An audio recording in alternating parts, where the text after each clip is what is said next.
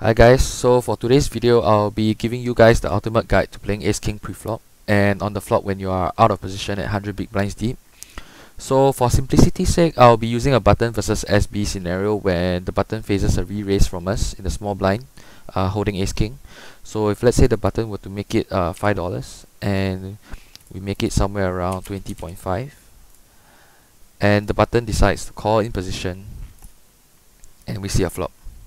So when it comes to playing Ace King pre-flop at 100 BBs, we actually always want to raise Ace King. Re-raise Ace King regardless of whether it's offsuit or suited pre-flop. So if we face a limb, we would want to raise that limb, and if we are facing a raise, we would want to re-raise. This is because Ace King off has very decent equity pre-flop, but loses its equity on boards that it doesn't connect on, like 7, 8, 9. So if we pull up Monka Solver, we can see how it always wants to re-raise Ace King pre-flop when hero is facing a raise. So if let's say we are on the dealer button and we face a raise, you can see Monka Solver doesn't really like to call Ace King but prefers to re-raise pre-flop. And so if MP decides to raise over here, no matter what position we are at, Ace King is still a re-raise. There are other reasons to just smooth call Ace King preflop, and one of the main reasons is when the players behind us have shown to be very active squeezers preflop. So hands like Ace King become really good calls because we are actually trapping and hoping that the player behind us would re-raise, and we would come in for the re-raise again with our strong holding. But a hand like Ace King suited is better than Ace King off as a trap, because in the event that we don't get squeezed, so if let's say we were sitting here and we call, Ace King suited actually performs better in a multi-way pot because we can make the better end of the Broadway straight, and we can also flop dominating flush draws. Our hand is perfectly disguised when we do flop a big draw as well, because of how we chose to just call pre-flop and not re-raise. Normally when I make a re-raise out of position, I will make it 4 times the raise in front of me, but depending on your re-raising range, you can choose different sizings. Raising small allows you to make a display with more bluffs, because in the event that you get re-raised pre-flop, you can fold your hand without committing too many chips in the pot. But if you choose to re-raise for a larger size pre-flop, like 5 times, you can't include that many bluffs in your 3-betting range, because folding to another re-raise will be very costly. So the next problem we will face pre-flop is what if we get 4-bet. And at 100 big blinds, I think the only option we have is to either go all in or to fold. And how this should be approached is actually pretty simple. At lower stakes, players aren't actually 4-betting enough bluffs compared to players at higher stakes who are actually more balanced. So these high stake racks, they tend to make a conscious effort to include bluffs like King Jack suited or Queen 10 suited to make themselves more unpredictable. So if we face a 4-bet by a weaker player that hasn't shown to us that he has the ability to include bluffs in his range, we should actually just give him some credit and lay down Ace King occasionally. The first ones I would let go of would definitely be the offsuit combinations, because there are 16 combos of those and just 4 combos of Ace King suited. And letting go of the offsuit ones would be sufficient. But if villain is an active player who has shown to 4-bet very light, we should actually consider value jamming Ace King instead.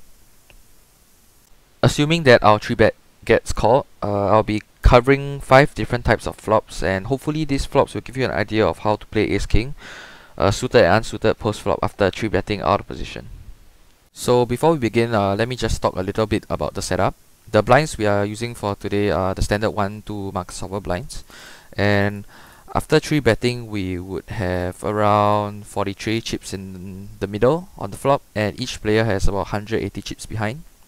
So for my PIO solver setup, this is the range that I've assigned to the 3-better, which is us, and this is the range that I've assigned to the button, which calls us after we 3-bet. I think these are pretty standard based on GTO. And the starting pot and effective stacks are in here, and I allowed both the in position and out of position player to bet 2 options, either 33% or 70%, and then just 70% on the later streets. And they all have the option of re-raising at any time on any streets. I'll first start off with an ace high flop that is draw heavy with the ace of clubs, 8 diamonds and 9 diamonds. So ace high flops are pretty easy because we have top pair with top kicker, and it's really hard to go wrong from there. But from the results, you can see how the boxes with Ace King are mostly red. This means that PIO prefers to bet on a draw heavy ace high board holding Ace King. I think what is interesting is how we should play it differently when one of the cards we are holding has a diamond. When we are holding the ace of diamonds or the king of diamonds, PIO solver actually wants us to bet small instead. I think the logic behind this is rather simple. Because we hold a high diamond in our hand, there is a significantly less chance that the opponent holds a diamond draw. And even if the turn were to be a diamond, we still have outs to make a bigger flush holding a high diamond. So essentially our hand needs less protection, and it's harder for our opponent to continue with his hand on the flop without a high diamond. Therefore a small bet is actually appropriate.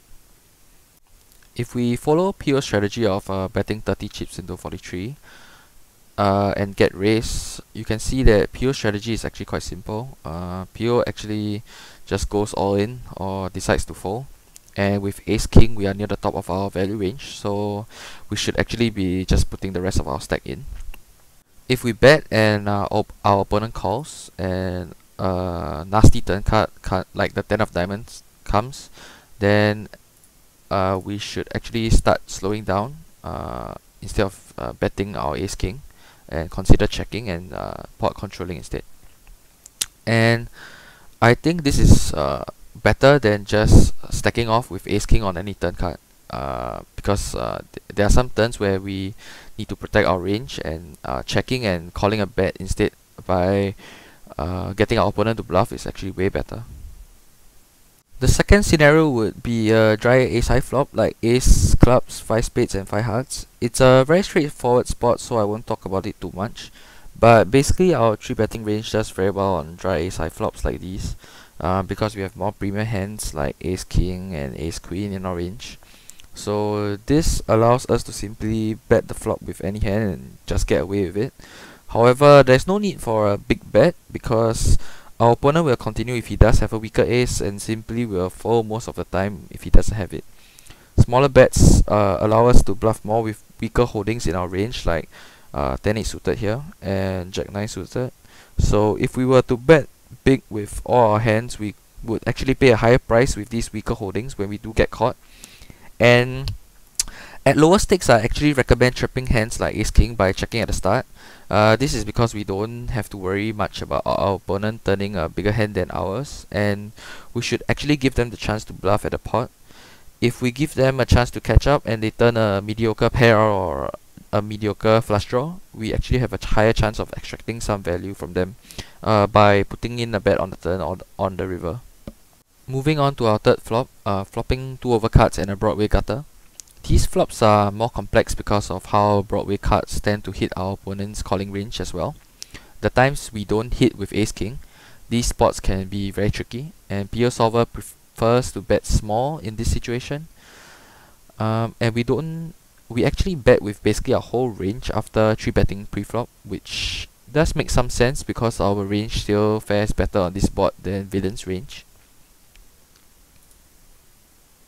So after deciding to bet with ace king and our opponent calls, and let's say a card like the 4 of diamonds comes, we can actually continue our aggression on later streets because of how we still have a gut shot to the nut straight, and we can still turn top pair, and most importantly holding ace king actually blocks a large portion of our opponent's continuing range like ace queen, ace jack and king queen.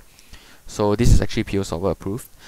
But sometimes we do have to give up with ace king suited and ace king off, if not we'll be barreling too much.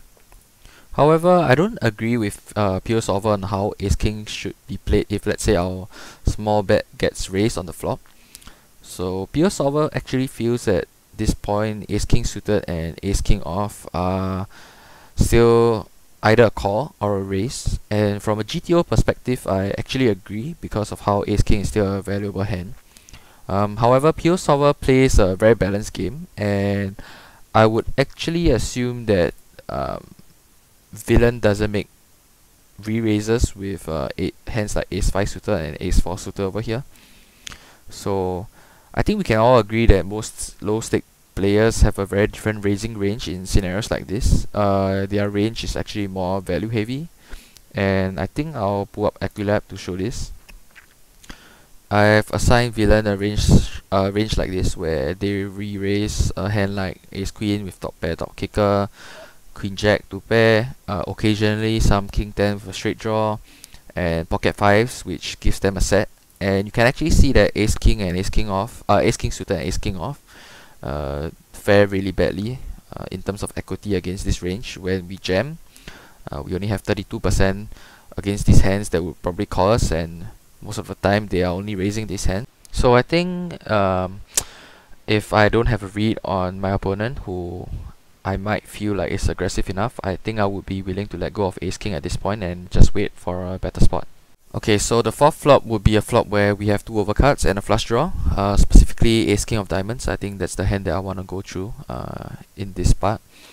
And I think this spot is the spot that is one of the easiest to play because we have a relatively strong hand, but a spot where many players aren't actually balanced. So when we hold ace king of diamonds giving us the flush draw, many players would actually jump at the chance to c-bet because we have the nut flush draw.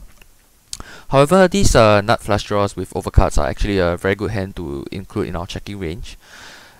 Well, some of the time. And PIO illustrates this really well by showing us how all the high flush draw ace-x hands, from ace-9 diamonds to ace-king diamonds, are actually a check half the time. And on low boards like these, the preflop aggressor still does well with a range consisting of premium hands, but the caller is also actually doing alright. So we have to tread more carefully and not continuation bet every single hand in our range. So when we do have a checking range, we need to include some hands in there to help us as well, or else our opponents would bet 100% of the time and we would always be folding after checking, which isn't good. And we are checking almost 44% of the time. And if let's say we check ace king of diamonds, we can check call or even check raise our opponent after doing so. So this is actually great because it puts him in a tough spot if he decided to bet a mediocre hand like 9-8 suited or pocket 7s. And you can see after checking, and if our opponent takes a bad line, ace king of diamonds is either a raise or a call, and the EVs are actually pretty similar. So the benefits of raising is that we can push him off his equity and take down the pot, with him committing more chips in the middle after betting. And I think I prefer that play more at the lower stakes where players are more active in betting after seeing their opponent check.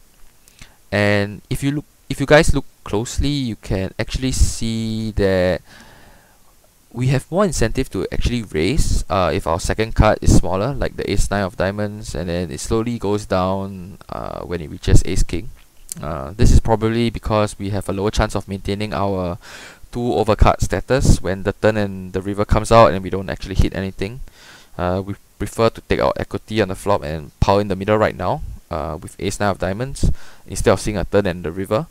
But with ace king of diamonds, even if the turn comes overcard like the 9 of spades, hitting a king on the river can still actually be very valuable.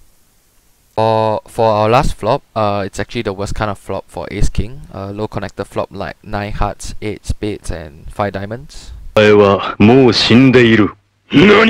To actually make it easier for everyone, I'll just make it that no flush draw is actually possible on the flop. So because of how bad the flop is for all high cards in our range, we should actually start thinking about checking a significant part of our range and not betting all the time like we did on the ace 5-5 flop. So you can see this is one of the highest percentages that PIO has given, 51.69%. And PIO actually advises us to check half the time, and if we do bet, it looks like we are actually betting on the bigger side, 31% compared to 17%. This does make some sort of sense because there's no real incentive to bet small. When we do bet, we tend to be bluffing with some sort of equity like ace king, which has 2 overcards and no pair, no draw. But we also have a decent, we can have a decent holding that wants to build the pot on a board that villain connects with. Like we can have aces, and we actually want to power in more money before like bad turn card comes like 7x or 6x. Actually, if we check, villain is very motivated to bet, as you can see here, 56% of the time. And small bets by the in-position player can put us in a very tough spot because of how the board favors him more than us at this point. But we have good odds to actually continue. As you can see, Ace King suited and Ace King off still calls most of the time. And with a hand like Ace King suited, we are almost definitely continuing because we have some combos that can make a backdoor flush, and for the combo that doesn't, like Ace King of clubs, we can look to fold some of them, and we fold more of the offsuit combinations. But if we face a bigger bet, it becomes clearer that Ace King off is actually a fold, and less of Ace King of clubs are actually calls, because we value the backdoor nut flush draw more. So if we take the other option to bet on the flop, 30 chips into 43, our hand actually becomes more of a one street kind of bluff, because there aren't many hands that villain has called the flop with that will want to fold the river or the turn. Sorry, want to fold the turn. If the turn comes a card like a deuce, you can see how we are checking and slowing down.